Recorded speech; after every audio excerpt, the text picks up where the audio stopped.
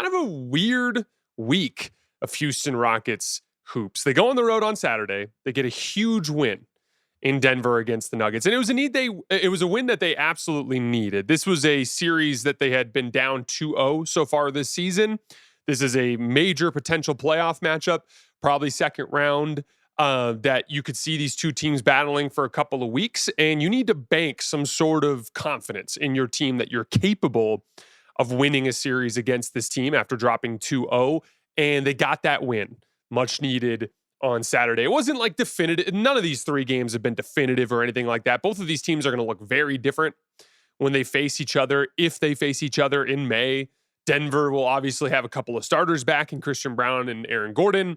I also thought Denver generally didn't shoot very well in this particular game, especially in like the late second quarter. I thought they missed a lot of looks that they typically make during that stretch that Houston went on a run. Credit Houston. We're going to talk about it in a minute. Showed up in the numbers too. Houston was 7 for 12 on open, unguarded catch and shoot threes. Denver was 3 for 13. That's obviously going to color things a little bit. Reed Sheppard straight up outplayed Jamal Murray. Like if that kind of thing happens 2 or 3 times in a series, Houston's probably going to knock Denver out, right?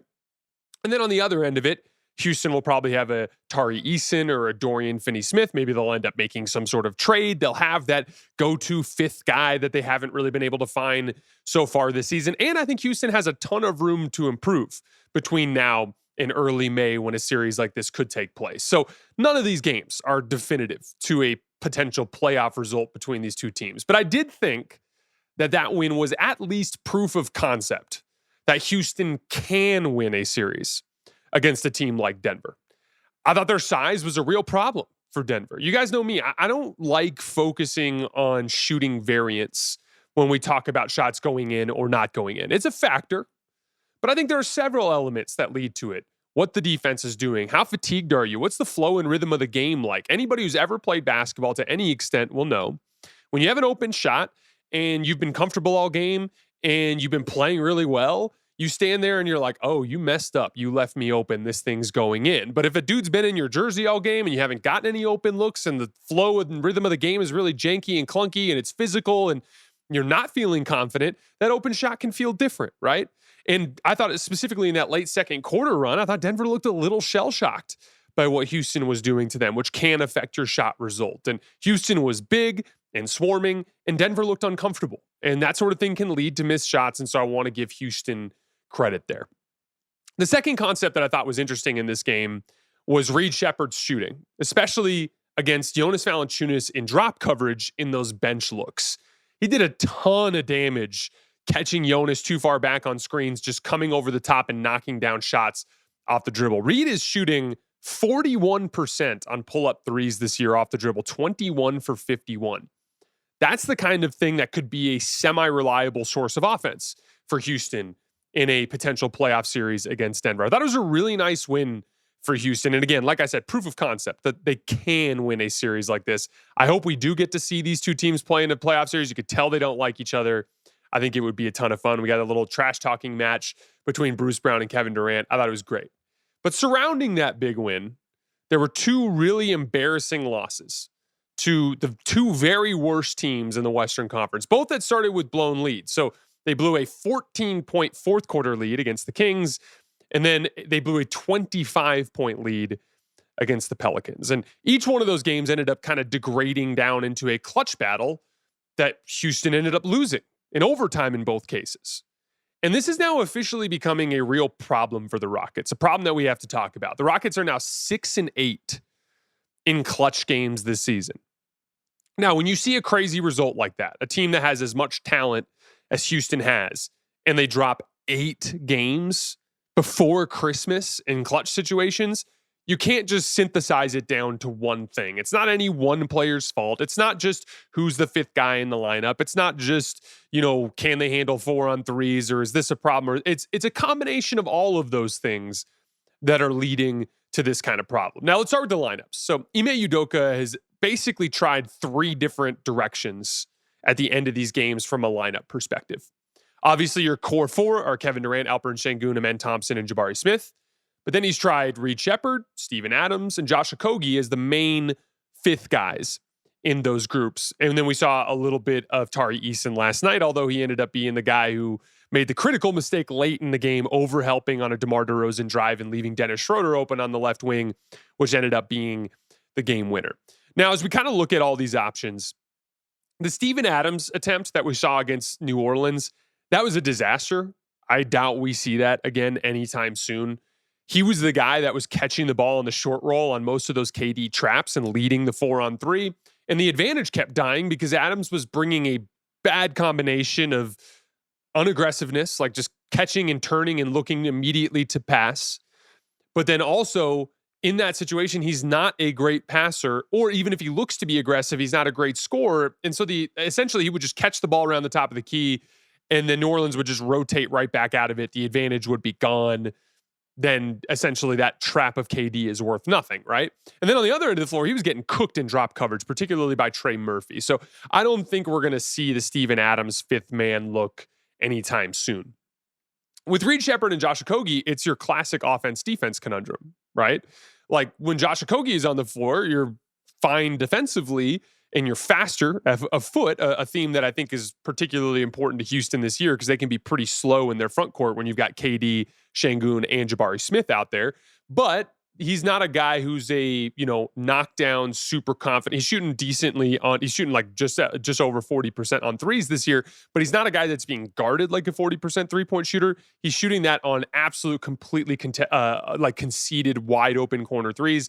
And he's not a guy that's like super confident in that sort of situation, right? So then you try Reed, and Reed has been legitimately awful on defense in some of these situations. In the Kings game in particular, I thought he was brutally bad. I trimmed a clip that you guys can see on my Twitter feed at _JasonLT, where he was picking up DeMar DeRozan on a drive on the right wing and just like matadored him. Just let him go right around and just kind of like haplessly swiped at the basketball as he was going by.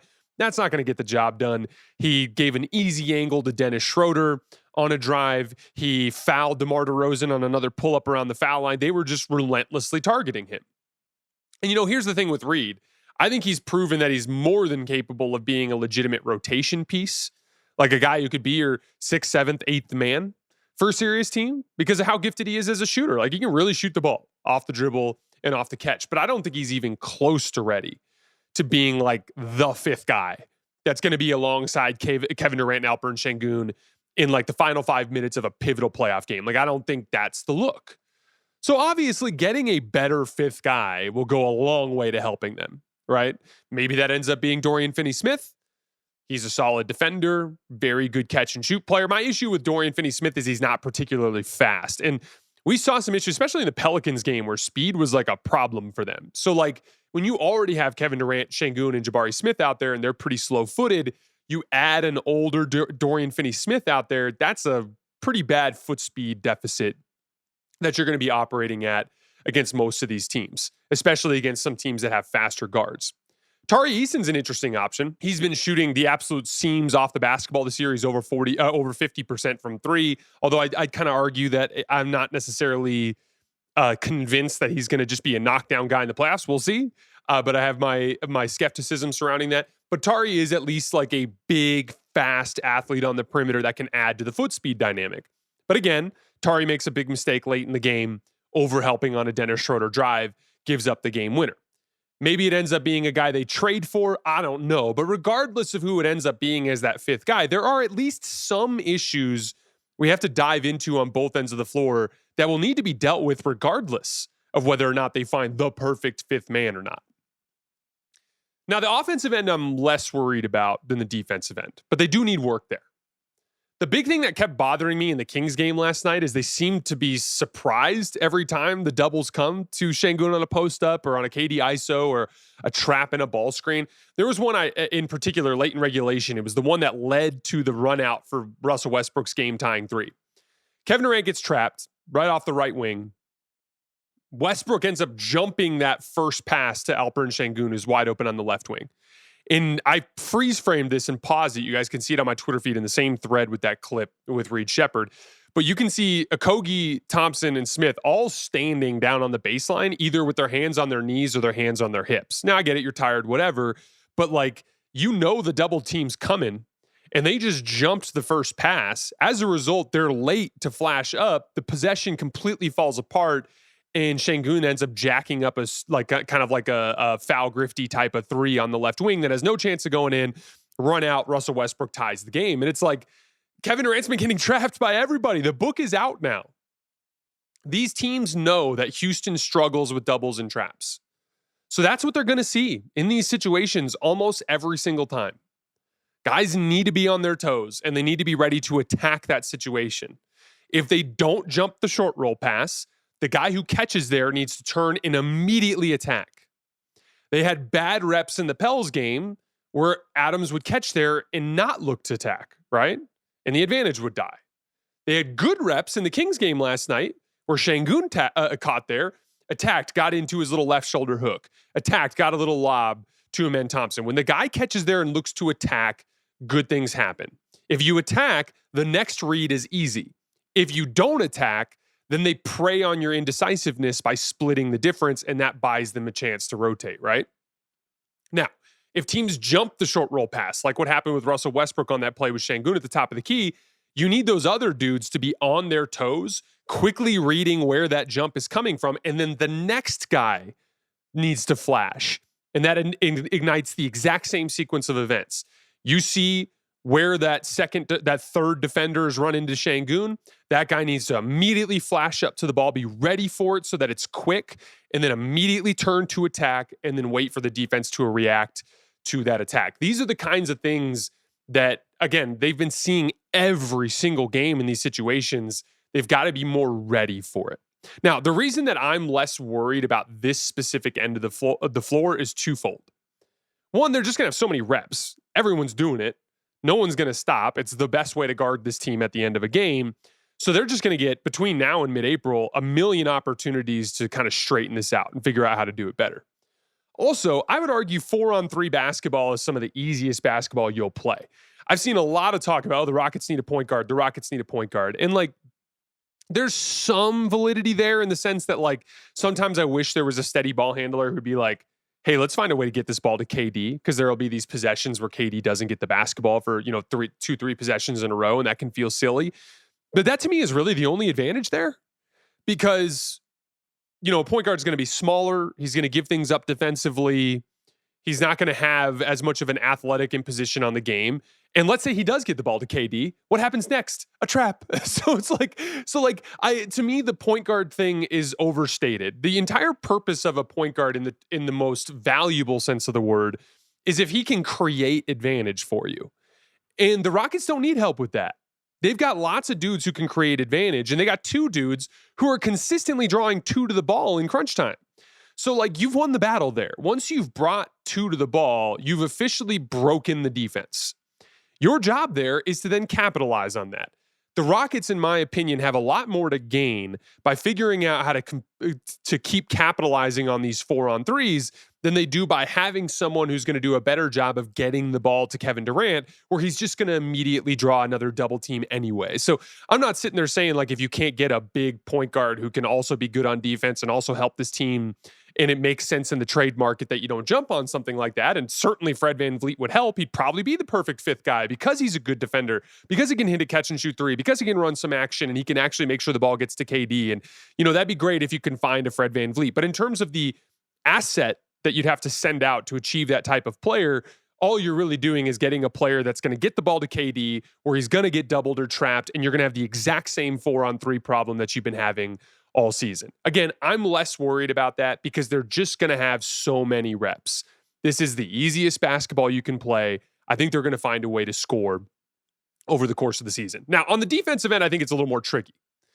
One of the consistent issues they've been facing in all of these clutch losses is getting picked on in drop coverage.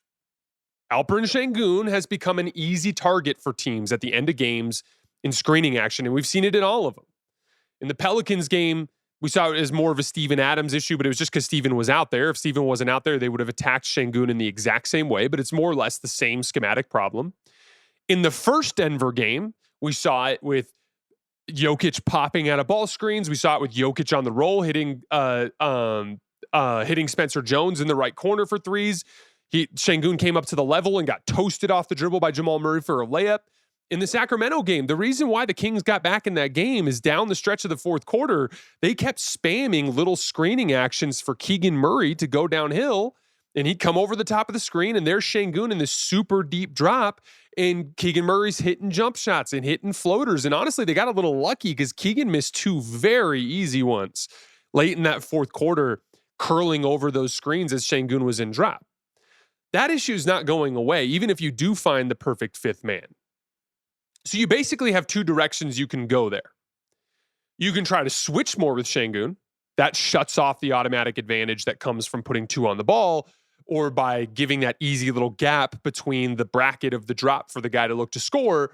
But the downside there is Şengün's been pretty bad statistically against ISO this year. I would like to see that a little bit more, though, because Şengün is a decent athlete. So maybe you can get him to like sag off a little bit, contest pull-up jump shots, contain the ball. It's worth at least experimenting with a little bit. But the other direction you can go is the Denver Nuggets route.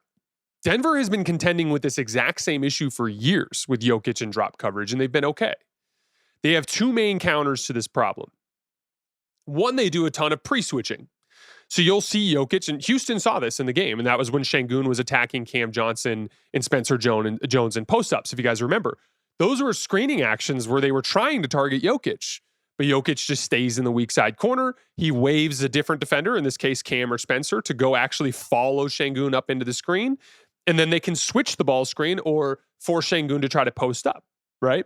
So like that's one thing you can do to try to consistently protect Şengün is keep him tucked away off the ball in the corner. And if Şengün's man ever goes up to go set a screen, you just send one of your wings up with him so that you can switch that action. Keep your best primary defenders on the ball as much as possible. But inevitably, teams are going to find a way to get your man into the screen.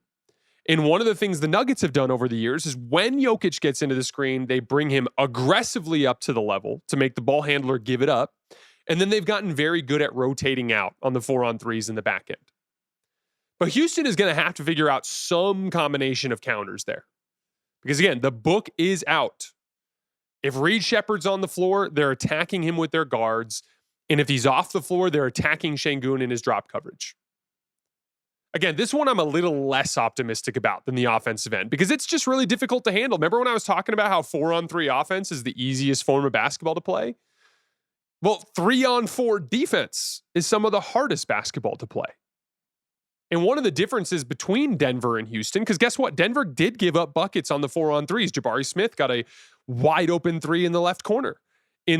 Again, there was two Denver games last week, so I'm talking about the first one there. Jabari got a big three in the corner off of one of those 4-on-3s. But the difference is Denver knows that even though they have Jokic as an entry point into their clutch defense, they feel pretty good about their ability to outscore you because they have one of the best half-court offenses in the history of the league. I'm not sure Houston's at that level, right? So, again, the good news is for Houston, they have a ton of time to figure things out between now and May. But I don't care what they get as that fifth guy.